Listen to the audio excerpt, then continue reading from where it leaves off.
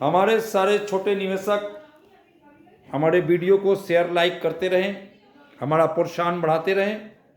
मैं आज फिर एक साइकोलॉजी और फिलॉसफी के द्वारा शेयर बाजार को बताने जा रहा हूँ। शेयर बाजार की साइकोलॉजी फिलॉसफी क्या है? एक व्यक्ति को सोने की खान बनानी थी, यानी सोने की बहुत बड़ी चट्टानों को क्रुएत करके उसमें सोने की बिल्डिंग बनानी थी।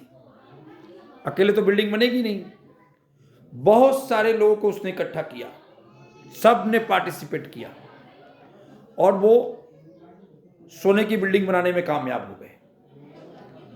जब सोने की बिल्डिंग बनके तैयार हो गई तो जितने भी लोग काम कर रहे थे उनको सबको उससे फायदा ही होने वाला था।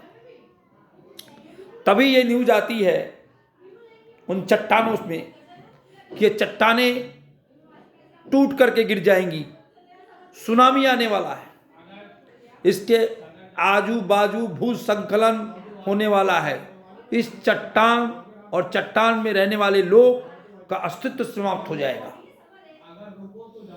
जो डर गए वो सारे लोग भाग गए, यानी जितने लोग उस चट्टान को कुरेद कर बनाने में बिल्डिंग में आए थे उसमें से सिर्फ 4 लोग ही उस चट्टान में रहे, बाकी सारे लोग भाग गए, क्योंकि उन 4 लोगों को मालूम था कि इतनी स्ट्रांग बिल्डिंग है इसको बम भी नहीं गिरा सकता।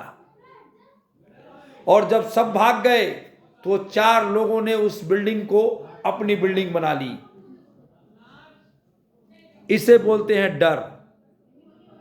आप जिन कंपनियों में पैसा लगाते हैं, जो कंपनियां एक्सपेंशन करती है, अपने प्रोडक्ट्स का मार्केट करती है और आपके पोर्टफोलियो में उसके शेयर्स नहीं होते हैं, ये उस पर ये साइकोलॉजी है, ये फिलॉसफी है।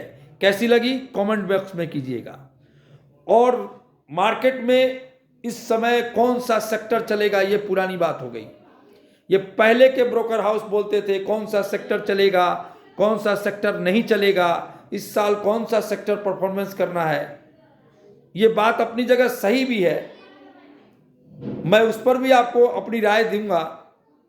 इस समय इंफ्रास्ट्रक्चर पर काफ़ी सारा काम हो रहा है। 2002 के बाद में सबसे ज़्यादा इंफ्रास्ट्रक्चर पे ये इस समय कैपेक्स साइकिल चल रही है, तो इंफ्रास्ट्रक्चर काफ़ी फोकस में रहेंगे। दूसरा लॉजिस्टिक सेक्टर पर काफ़ी काम हो रहा है, इंटरनेशनल लॉजिस्टिक या इंडियन लॉजिस्टिक, इनमें काफ़ी फोकस रहेगा। इनके शेयर भी काफ़ी बढ़ेंगे, जो बढ़ गए उससे और ज़्यादा बढ़ेंगे। तीसरा है डिफेंस सेक्टर।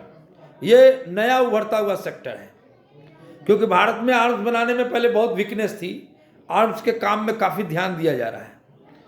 युद्ध का माहौल पूरी दुनिया में बना हुआ है, तो इस सेक्टर में माल खूब बिकने वाला है और मार्जिन भी आरओसी भी 30% 40% की है, तो इसमें कोई सोचने का नहीं है, एकदम इसको हम जानदार सेक्टर बोल सकते हैं। और दूसरा रियल एस्टेट, ये 10 साल से मंदा पड़ा है, रेरा आ गया, इसमें असीम संभावनाएं हैं, क्योंकि जिसका मूल्य जो है इतना कम है कि आप ट्रस्ट नहीं कर सकते, मूल्यांकन बहुत अंडर वैल्यू है।